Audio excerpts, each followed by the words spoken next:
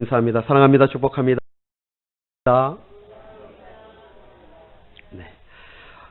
오늘 본문을 통해서 복된 인생이 되려면이라는 첫 번째 시간을 갖고자 합니다. 먼저 오늘 이 본문에 보면 혼인잔치 이야기입니다. 가나 어느 집에 혼인잔치가 열렸습니다. 예수의 어머니 마리아와 또한 예수님도 초청을 받았습니다. 그런데 문제는 잔치 중에 포도주가 떨어졌다는 것입니다. 유대인들에게 있어서 이 포도주는 기쁨을 상징하는 음료로서 잔치에 없어서는 안 되는 것이 바로 이 포도주였습니다. 이를 안 마리아가 예수님께 그들에게 포도주가 없다라고 말을 하지요. 그리고 또 말을 합니다. 하인들에게 이제는 예수님께서 무슨 말씀을 하시든지 그대로 하라라고 이렇게 말을 합니다. 예수님은 하인들에게 돌 항아리에 6개가 되어지는 그 돌 항아리에 물을 채우라고 명령을 하지요. 그래서 그 하인들이 순종하자 이제는 그것을 떠다가 연회장에게 갖다 주어라 라고 이렇게 말씀을 하십니다. 하인들이 주님의 말씀에 순종했습니다.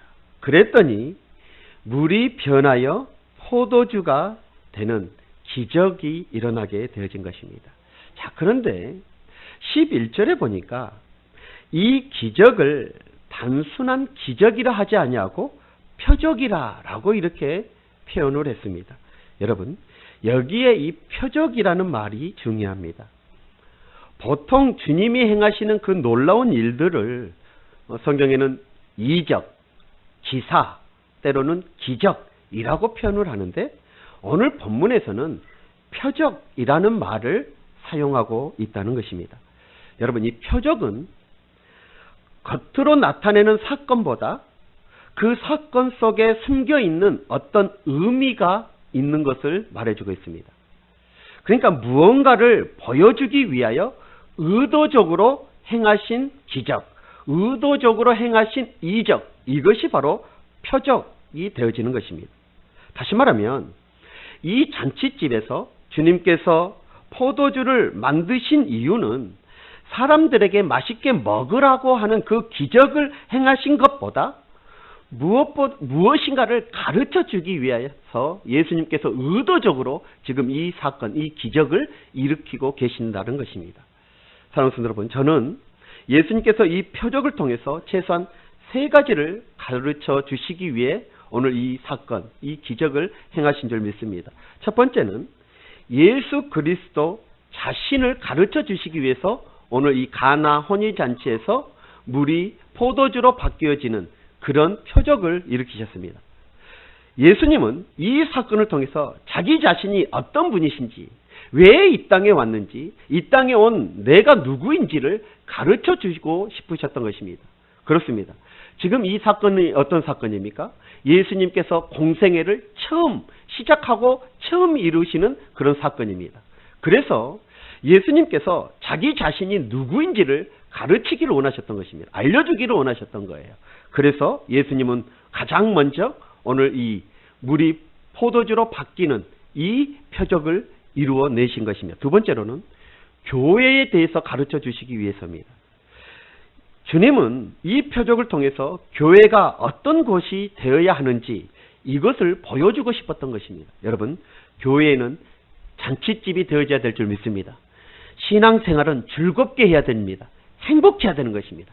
잔치집처럼 많이 모여야 되는 것입니다. 그것이 바로 교회인 것입니다. 그래서 그곳에서 하나님을 찬양하며 경배하며 하나님을 영화롭게 하는 것, 그것이 바로 교회인 줄 믿습니다. 예수님은 이 표적을 통해서 바로 이 교회가 어떠한 곳이어야 되는지 이것을 가르쳐 주길 원하셨습니다. 그래서 많은 목회자들이 오늘 이 본문을 해석하면서 교회론에 대해서 설교를 하기도 합니다. 세 번째로 예수님께서 가르쳐 주시길 원하셨던 것이 무엇이냐? 그것은 바로 인생입니다. 인생에 대해서 가르쳐 주시기 위해서 오늘 첫 표적으로 가나 혼인잔치, 이 물이 포도주로 바뀌어지는 이 사건을 이루신 것입니다. 여러분, 우리가 어떤 인생을 살아가야 하는 것일까요? 우리 인생에 필요한 것이 무엇일까요? 주님은 오늘 그것을 가르쳐주고 싶었던 것입니다.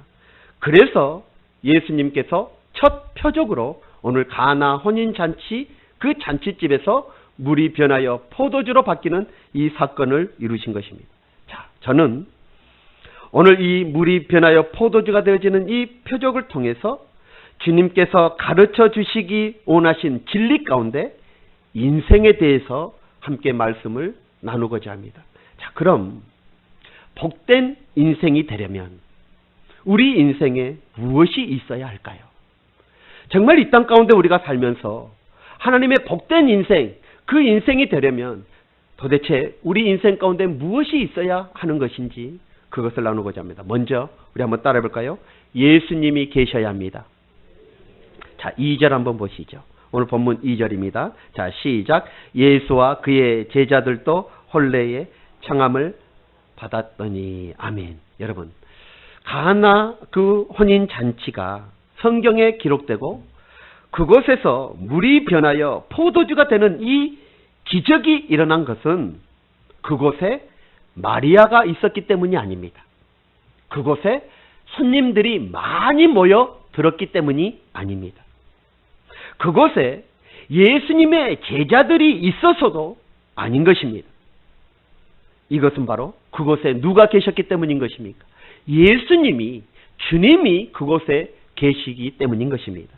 사랑하는 성도 여러분, 인간에게, 아니 인생에서 가장 필요하고 가장 중요한 것이 무엇입니까?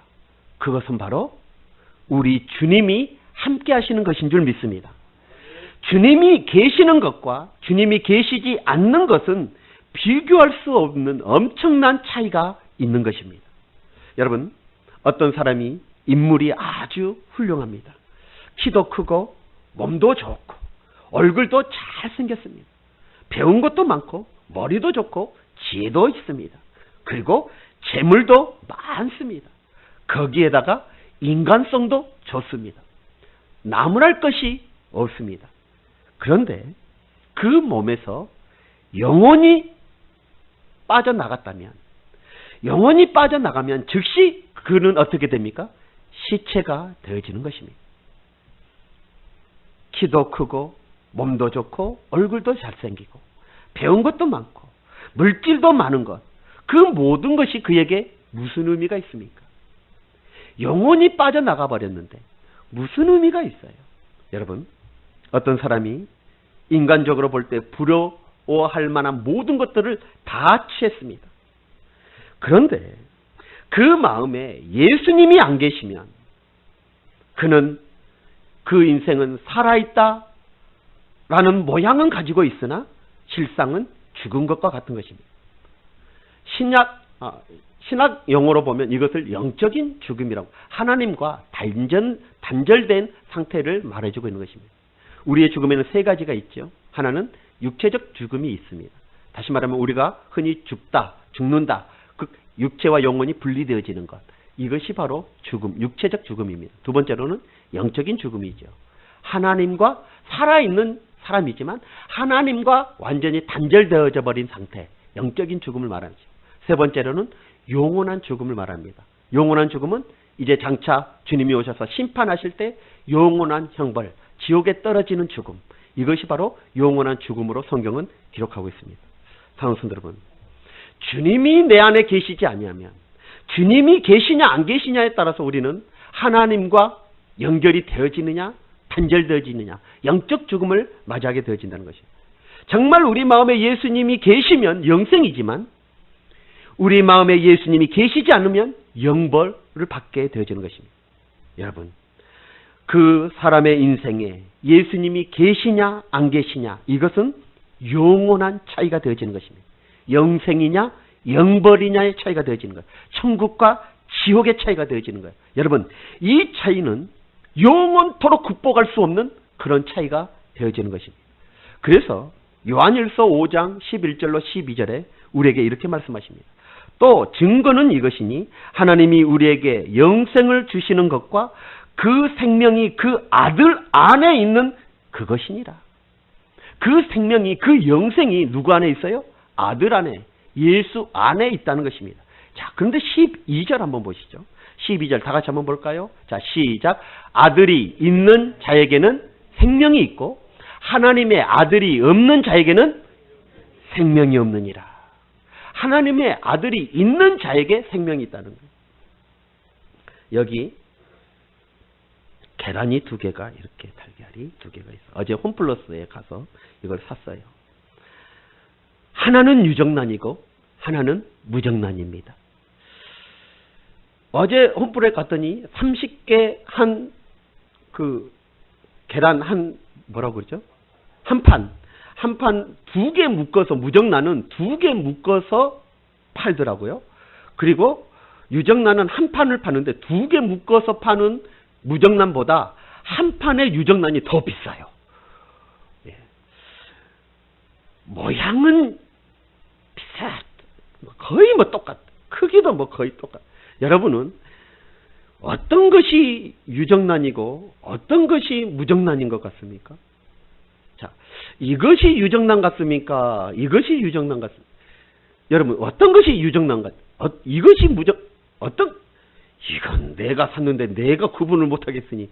여러분, 자, 이것이 유정란이다. 손 드세요. 이것이 유정란이다. 손 드세요. 자, 다시. 이것이 무정란이다. 손 드세요. 이것이 유정란이다. 손 드세요. 여러분, 보기에는 정말 비슷하지 않습니까? 흔들어 봐도 모르겠고요. 크기를 봐도 색깔을 봐도 그렇고요. 여러분, 그런데요. 유정란과 무정란의 차이가 있습니다. 그게 무엇입니까? 이 안에 생명이 있느냐 없느냐의 차이인 거예요. 겉으로 볼 때는 정말 비슷해요. 정말 똑같은 것 같아요. 크기도 똑같고 색깔도 똑같고 모양도 똑같고. 그런데 엄연한 차이가 있는 거예요. 유정란은 생명이 있고 무정란은 생명이 없는 거예요. 우리가 이 세상 사는 동안에도 마찬가지입니다. 세상 사람과 똑같이 사는 것 같아요. 똑같이 하루 세끼 밥 먹고 직장 생활하고 사업하고 똑같은 것 같습니다. 그러나 이 안에, 내 안에 예수 그리스도가 있느냐 없느냐의 차이가 엄청난 차이가 되죠. 그것은 곧 마지막 때 천국과 지옥의 차이가 되어지는 것입니다. 여러분, 복된 인생은 어떤 인생입니까? 하나님의 아들이 있는 인생이 복된 인생인 줄 믿습니다. 마지막 때에 심판을 받게 되어지는 인생은 하나님의 아들이 없는 인생, 복된 인생이 될 수 없는 것입니다. 다시 한번 질문합니다. 여러분, 복된 인생은 어떤 인생입니까? 물어본 제가 죄인이죠. 하나님의 아들 예수 그리스도가 내 안에 있는 인생, 그것이 복된 인생인 줄 믿습니다. 진짜 복된 인생은 안개와 같은 이 땅에서의 삶이 아니라 영원한 천국의 삶을 소유하는 인생, 그 인생이 진짜 복된 인생인 줄 믿습니다. 그러므로 여러분, 복된 인생을 평가하는 기준은 키가 크고 몸이 좋고 얼굴이 잘생기고 많이 배우고 많이 가졌고 물질이 많고 이것이 기준이 아니라 예수 그리스도가 계시느냐 안 계시느냐가 달려있는 거예요. 그것이 기준이 되어지는 거예요. 다시 말하면 예수 그리스도를 영접하여 구주로 믿느냐 믿지 않느냐, 이것에 달려있는 것입니다. 성경은 말합니다. 영접하는 자 곧 그 이름을 믿는 자들에게는 하나님의 자녀가 되는 권세를 주셨으니. 사랑하는 성도 여러분, 진짜 복 있는 인생이 되려면 예수님이 계셔야 한다는 것, 이 진리를 깨달을 수 있는 여러분들이 되시길 주의 이름으로 축원합니다. 오늘 본문의 사건 한번 보십시오. 예수님이 그 잔치집에 계셨기에 그 잔치의 즐거움이 계속될 수 있었습니다. 우리 인생도 마찬가지입니다. 정말 우리 인생이 이 땅 가운데서 복된 인생이 되기 위해서는 예수님을 항상 모시고 그 예수님과 항상 동행하는 성도가 되어질 때 복된 인생이 되어질 줄 믿습니다. 할렐루야. 자, 두 번째로, 우리가 정말 복된 인생이 되려면 어떻게 돼야 할까요? 무엇이 있어야 될까요? 한번 따라 보겠습니다. 주님의 채우심이 있어야 합니다. 시작. 자, 오늘 본문 3절 한번 볼까요? 3절 다 같이 시작. 포도주가 떨어진지라 예수의 어머니가 예수에게 이르되 저들에게 포도주가 없다 하니. 아멘. 저들에게 포도주가 없다. 고갈을 말하지요. 부족함을 말합니다. 여러분, 유대인들은 고난의 긴 시간을 거치면서 특별히 이 유대인들은 돈에 대해서 참으로 인색한 면이 있습니다. 이 유대인들은 절대 낭비하지 않습니다. 이 세상의 어떤 민족보다 돈을 함부로 사용하지 않는 민족이 바로 유대인들입니다. 그런데 그들이 다른 민족과 달리 엄청난 낭비성을 하는 것이 하나 있습니다. 그게 뭐냐면 잔치 문화입니다. 이 유대인들은 전통적으로 이 결혼식을 보통 7일간 하게 되어집니다. 그때의 이 유대인들도 있는 대로 다 씁니다. 실컷 먹고 실컷 놀고 춤추고 아끼지 않고 쓰고 즐기는 문화가 바로 이 결혼 문화, 잔치 문화입니다. 다른 때는 정말 아끼고 전략하고 낭비하지 않지만 이 잔치 때는 마음껏 쓰는 민족이 바로 유대 민족입니다. 적어도 예수님 당시에 그리했던 것을 보게 되어집니다. 아무리 가난하고 못 가졌어도 못 살아도 이 잔치 하나만은 정말 풍성하게 했던 민족이 바로 이 유대 민족인 것입니다. 여러분, 잔치에는 두 가지만 있으면 즐겁지요. 하나는 음식이 풍성하면 즐거워요. 또 하나는 사람이 많으면 즐겁습니다. 잔치를 열었는데 사람이 한 명이나 두 명이나 오면 그게 즐거움이 안 되잖아요. 또 사람이 많이 왔는데 음식이 조금이면 얼마나 불평이 많습니까? 그러니까 음식이 풍성하고 사람들이 많이 모이면 그것은 잔치가 되어지는 거예요. 자, 지금 이 집에는 어때요? 준비한 그 포도주, 음식이 모자랄 정도로 손님들이 많이 모여들었습니다. 그런데 한 가지, 포도주가 다 떨어진 거예요. 다시 말하면 잔치의 즐거움의 그 조건이 지금 사라져버린 그런 상황, 사라져버릴 그런 상황에 지금 처해져 있는 것입니다. 그때 예수님이 그 필요를 채워주십니다. 물이 변하여 포도주가 되게 하셨던 것입니다. 주님의 그 채우심이 있자 그 혼인잔치는 다시 즐거운 것이 되어졌던 것을 우리는 성경을 통해서 볼 수 있습니다. 여러분, 우리의 인생도 마찬가지입니다. 주님의 채우심의 은혜가 있어야 복된 인생인 줄 믿습니다. 정말 여러분의 인생 가운데 주님의 채우심의 은혜가 있기를 주의 이름으로 축원합니다. 여러분, 주님의 채우심이 있자 혼인잔치가 다시 즐거운 곳으로 되어졌던 것처럼 우리 인생에도 주님의 채우신 은혜가 있으면 행복한 인생, 즐거운 인생, 복된 인생이 될 줄 믿습니다. 여러분, 시편 146편을 한번 보시죠. 여러분, 이 시편 146편에서 하나님께서는 우리에게 세 가지를 명령하십니다. 첫째 명령은 뭐냐면 1절, 2절에 보면 하나님을 찬양하라 라고 명령하십니다. 자, 1절 한번 볼까요? 할렐루야, 내 영혼아 여호와를 찬양하라, 여호와를 찬양하라. 2절, 내 생전에 여호와를 찬양하며 내 평생에 내 하나님을 찬송하리로다. 하나님을 찬양하라고 명령합니다. 두 번째 명령을 내리시는데 3절에 보면 사람을 의지하지 말라라고 하나님은 우리에게 명령하십니다. 자, 3절 한번 볼까요? 자, 시작. 귀인들을 의지하지 말며 도울 힘이 없는 인생도 의지하지 말지니. 인생을 의지하지 말라는 거예요. 왜 하나님은 사람을 의지하지 말라고 하셨습니까? 사람은 연약한 존재이기 때문입니다. 사람의 도움은 영원하지 못하기 때문이에요. 그래서 4절을 말합니다. 4절에 그의 호흡이 끊어지면 흙으로 돌아가서 그 날에 그의 생각이 소멸하리로다. 그의 호흡이 끊어지면 흙으로 돌아갈 수밖에 없는 연약한 존재라는 거예요. 그래서 사람 의지하지 말라라고 하나님이 명령하십니다. 그리고 하나님은 세 번째 명령을 내리시는데 하나님을 도움으로 삼고 하나님께 소망을 두어라 라고 명령하십니다. 5절 한번 보시죠. 5절 시작. 야곱의 하나님을 자기의 도움으로 삼으며 여호와 자기의 하나님에게 자기의 소망을 두는 자는 복이 있도다. 아멘. 여러분, 우리는 왜 하나님을 우리의 도움으로 삼아야 합니까? 하나님은 창조주이시기 때문입니다. 그리고 그분의 도움은 영원하기 때문에 우리의 도움을 하나님으로 삼고 하나님께 소망을 둬야 되는 거예요. 그래서 6절을 말씀하셔요. 자, 한번 6절 한번 보세요.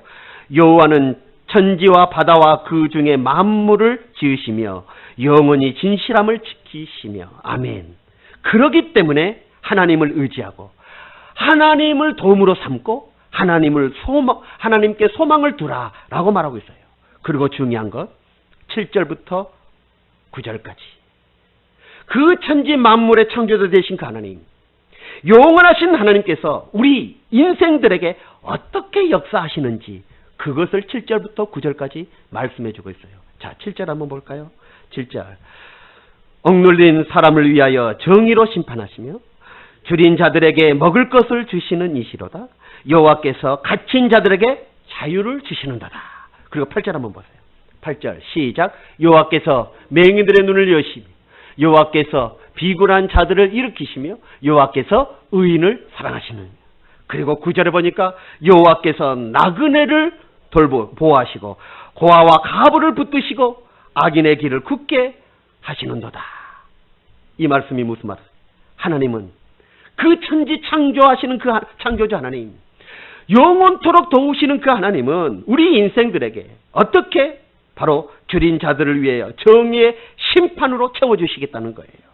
줄인 자들에게는 먹을 것으로 채워주시겠다는 것입니다. 갇힌 자들에게는 자유를 주심으로 채워주시겠다는 거예요. 맹인에게는 눈을 열어주심으로 채워주시고 비굴한 자는 일으켜 세워주심으로 채워주시고 의인은 하나님의 사랑함으로 채워주시겠다는 것입니다. 하나님께서는 계속해서 말씀하십니다. 나그네에게는 보호해 주심으로 채워주시겠다는 거예요. 늘 불안하는 그 나그네, 어떤 일이 일어날 줄 모르는 그 나그네에게는 하나님께서 그 부족함을 보호하심으로 채워주시겠다는 거예요. 고아 가부는 쓰러질 수밖에 없는 연약한 그런 존재는 붙들어 주심으로 하나님이 그 부족함을 채워주시겠다는 거예요. 사랑하는 성도 여러분, 우리 하나님은 정말 그렇게 도와주심, 그 도와주심으로 삼고 우리는 하나님께 소망을 두어야 됨을 말해주고 있습니다. 정말 우리 하나님은 우리의 부족함을 채워주시는 하나님이시기 때문에 우리는 하나님께 소망을 두라라고 이렇게 시편 146편의 기자는 고백하고 있는 거예요. 사랑하는 성도 여러분, 그렇습니다. 하나님은 부족함을 채우시는 분이 하나님이십니다. 정말 하나님께 집중하고 하나님의 역사를 믿고 하나님의 채우심을 기대하며 사는 것이 중요하다는 것을 잊지 마시길 주의 이름으로 축원합니다. 그런데 대부분의 사람들은 어떻습니까?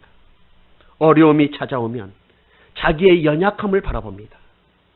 그리고 사람을 의지하고 인간의 방법을 찾습니다. 사랑하는 성도 여러분, 그러나 저와 여러분들은 정말 어떤 상황 가운데서도 우리의 도움이 되시는 그 하나님을 바라보고 그 하나님께 소망을 두어야 될 줄 믿습니다. 여러분 기억하십시오. 반드시 우리가 기억해야 될 한 가지가 있습니다. 그것은 바로 사람의 고갈, 부족함은 하나님의 채우심의 시작임을 잊지 마시길 주의 이름으로 축원합니다. 그렇기 때문에 정말 우리에게 꼭 필요한 것이 고갈되어질 때, 부족할 때 우리는 도울 힘이 없는 사람을 찾아갈 것이 아니라 하나님을 바라보고 하나님의 은혜를 구할 수 있는 성도들이 되어야 될 줄 믿습니다. 지금 코로나19로 인하여 많이 힘드시죠? 정말 이 무더위에 마스크를 쓰고 다녀야 되니 얼마나 힘듭니까? 그리고 특별히 사업하시는 분들, 일거리가 없어서 얼마나 힘이 드십니까? 장사하시는 분들은 손님이 없어서 얼마나 힘드십니까?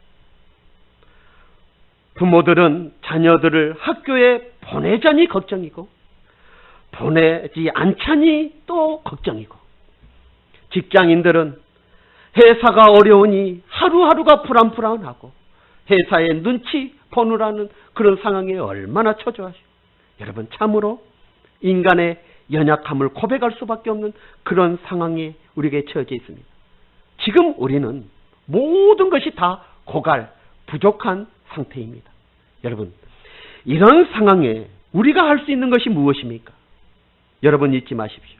인간의 연약함, 인간의 부족함은 하나님이 행하심과 하나님의 채우심의 시작이라는 것을 잊지 마시길 주의 이름으로 축원합니다. 그러므로 우리는 우리의 인생의 주관자 되시고 진정한 도움 되시는 그 하나님을 바라보고 그 하나님의 채우심을 기대하면서 그 하나님께 소망을 둘 수 있는 우리 성도들이 되시길 주의 이름으로 축원합니다. 명심해야 합니다. 이 혼인 잔치에서 예수님의 채우심이 있었기에 이 잔치의 즐거움은 계속될 수 있었습니다. 우리 인생도 복된 인생이 되려면 항상 예수님의 채우심의 은혜가 있어야 할 줄 믿습니다. 그 예수님의 채우심의 은혜가 여러분의 삶 가운데 있기를 주의 이름으로 축원합니다. 마지막으로 우리의 인생이 복된 인생이 되려면 어떻게 해야 될까요? 무엇을 있어야 될까요? 한번 따라 보겠습니다. 기도 응답이 있어야 합니다. 시작. 그렇습니다, 여러분. 오늘 3절에 보니까 예수님의 어머니 마리아가 예수님께 뭐라고 말합니까? 포도주가 없나이다 라고 말을 합니다. 여러분, 이 말은 단순히 포도주가 떨어졌다는 그 사실을 예수님께 알리기 위해서가 아닙니다. 이 말은 포도주가 없나이다 라고 예수님께 말하는 이 말은 예수님의 능력을 믿고 기적을 베풀어 주실 것을 믿고 부탁하는 말이 되어지는 거예요. 여러분, 마리아는 예수님을 단순히 자신의 아들로 본 것이 아닙니다. 마리아는 예수님을 자신의 몸을 빌려 이 땅에 찾아오신 메시아로 지금 보고 있는 것입니다. 왜냐하면 마리아는 남자를 알지 못하는 상태에서 예수님을 잉태했기 때문인 것입니다. 그리고 잉태한 그 상태에서 천사 가브리엘이 찾아와서 그 아들에 대해서 한 말을 들었기 때문인 거예요. 누가복음 1장 30절로 33절에 보면 이런 내용이 있습니다. 천사가 이르되 마리아여 무서워하지 말라. 내가 하나님의 은혜를 입었느니라. 그리고 31절에 보니까 보라 내가 잉태하여 아들을 낳으리니 그 이름을 예수라. 내가 잉태했다는 거예요. 그리고 그 아들에 대해서 지금 32절에 말합니다. 그가 큰 자가 되고 지극히 높으신 이의 아들이라 일컬어질 것이요 주 하나님께서 그 조상 다윗의 왕위를 그에게 네가 낳을 그 아들에게 주시리라. 그리고 33절에 보니까 영원히 야곱의 집을 왕으로 다스릴 것이며 그 나라는 무궁하리라. 그 아들 예수 그리스도 너를 통하여 낳은 그 아들의 나라는 무궁하리라 라고 말하고 있는 거예요. 여러분, 마리아는 이 말을 듣고 황당했습니다. 왜냐하면 자기는 남자를 알지 못하는 자인데 잉태했다는 것도 황당한데 그 아들이 하나님의 아들이래요. 그리고 내가 낳을 그 아들이 다윗의 왕위를 이어갈 왕이 되어진다는 것입니다. 구약에서부터 예언해 온 그 메시아가 나를 통해서 낳게 되어진다는 거예요. 그리고 그 나라가 영원하리라 라고 지금 말하고 있는 거예요. 사랑하는 성도 여러분, 그래서 어떻게 해요? 마리아가 그 가브리엘에게 또 질문을 해요. 뭐라고 질문합니까? 34절을 보니까 마리아가 천사에게 말하되 나는 남자를 알지 못하니 어찌 이 일이 있으리까? 남자를 알지 못하는 나에게 어찌 잉태가 있고 그 아들이 어떻게 하나님의 아들이 됩니까? 라고 이렇게 물어보죠. 그랬더니 35절에 천사가 이렇게 말을 합니다. 자, 35절 마지막이니까 한번 볼까요? 다 같이 시작. 천사가 대답하여 이르되 성령이 내게 임하시고 지극히 높으신 이의 능력이 너를 덮으시리니 이러므로 나실 바 거룩한 이는 하나님의 아들이라 일컬을 것이니라. 아멘. 사랑하는 성도 여러분, 마리아는 가브리엘의 말한 대로 정말 처녀의 몸이었으나 하나님의 능력이 성령이 덮어서 잉태하게 되어졌습니다. 그렇기 때문에 마리아는 자기의 잉태의 사실을 알고 그는 깨달았습니다. 가브리엘의 말, 내가 낳은 이 아들이 누구다? 하나님의 아들이라 라는 그 말도 믿게 되어진 거예요. 그래서 지금 마리아는 그 믿음을 가지고 예수님께 뭐라고 말합니까? 포도주가 없나이다 라고 고백하는 거예요. 마리아의 이 말은 포도주가 없으니 하나님의 아들 대신 예수님께서 해결해 주십시오 라는 기도가 되어지는 것입니다. 여러분, 주님은 그 마리아의 기도를 들으시고 응답하셨습니다. 그래서 물이 변하여 포도주가 되게 하신 것입니다. 여러분, 신앙은요 기도의 응답을 누리는 재미가 있어야 돼요. 여러분, 기도의 응답을 받아야 힘 있는 신앙생활이 가능할 수 있어요. 여러분, 여러분의 신앙생활이 활기가 넘치길 원하신다면 기도의 응답을 받아야 됩니다. 기도의 응답을 받게 되는 신앙생활은 활기가 넘치게 되어져 있어요. 바라기는 저와 여러분에게 이런 기도의 응답이 풍성하시길 주의 이름으로 축원합니다. 자, 그런데 그 기도 응답 받는 조건이 있습니다. 그 조건, 핵심적인 조건이 무엇일까요? 여러분, 기도 응답 받기를 원하십니까?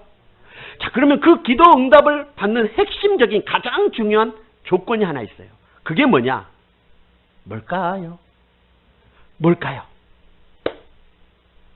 기도하는 거예요. 기도하는 거예요.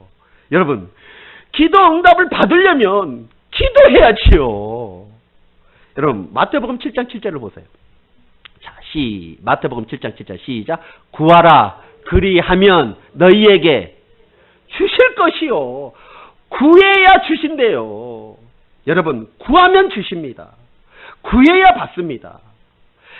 기도 응답의 가장 핵심적인 조건, 기도해야 되는 거예요. 자, 야고보서 4장 2절 한번 보세요. 자, 야고보서 4장 2절 야고보서 4장 2절 시작. 너희의 욕심을 내어도 얻지 못하여 살인하며 시기하여도 능히 취하지 못하므로 다투고 싸우는도다. 너희가 얻지 못함은 구하지 않기 때문이다. 어떤 사람이 무언가를 얻으려고 욕심을 내요. 심지어는 살인도 합니다. 시기도 합니다. 그런데도 취하지 못해요. 무언가를 얻으려고 다투고 싸웁니다. 그런데도 얻지 못해요. 이유가 무엇입니까? 너희가 얻지 못함은 구하지 않기 때문이다. 하나님께 기도하지 않아서 못 얻게 되어진다는 것이에요. 여러분, 기도의 응답의 조건, 핵심적인 조건은 다른 거 없습니다. 기도하는 거예요. 자, 여러분에게 질문합니다. 여러분은 기도하는 사람입니까? 여러분 하나님 앞에 무언가를 얻기 위하여 얼마나 간절히 기도해 보셨습니까? 정말 여러분은 여러분의 마음의 그 소원을 이루기 위하여 얼마나 애절하게 하나님을 찾고 하나님 앞에 기도해 보셨습니까? 기도하여 응답받는 저와 여러분들이 되시길 주의 이름으로 축원합니다. 여러분, 복된 인생이 되려면 기도 응답을 누리는 인생이 되어야 됩니다. 기도 응답을 누리는 인생이 되려면 먼저 간절히 하나님께 기도하고 구해야 되는 것입니다. 여러분, 하나님은 우리가 복된 인생 살기를 원하시는 분이 하나님이십니다. 그래서 하나님은 기도라는 도구, 기도라는 방편을 우리에게 주셨습니다.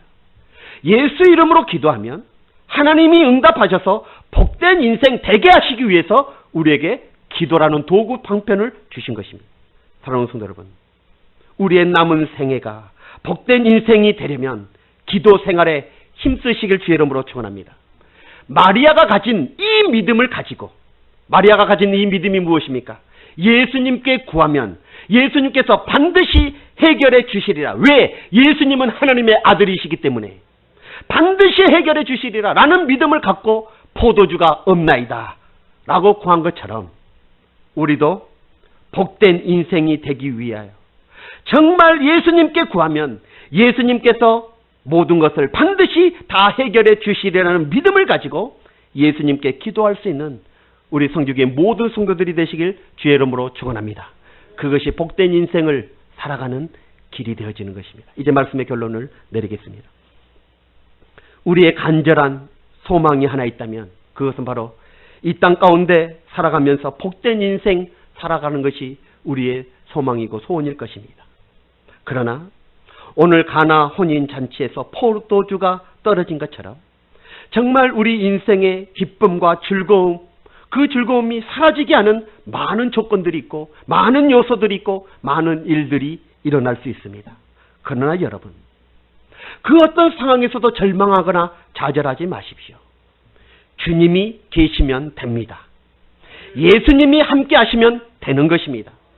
주님이 계시면 복된 인생 살아갈 수 있는 것입니다. 혹 이 세상 가운데서 부족함과 연약함으로 살아간다 할지라도 주님이 내 안에 계시면 우리는 천국을 소유할 수 있습니다. 우리는 이러한 천국을 소유하는 그 소망으로 이 땅의 아픔도, 이 땅의 힘듦도, 이 땅의 어려움도 이겨낼 수 있는 것입니다. 여러분, 그런 은혜가 있기를 주의 이름으로 축원합니다. 또 한 가지, 주님의 채우심의 은혜가 있기를 주의 이름으로 축원합니다. 물이 변하여 포도주가 되어지듯 그런 변화의 역사가 일어나길 주의 이름으로 축원합니다.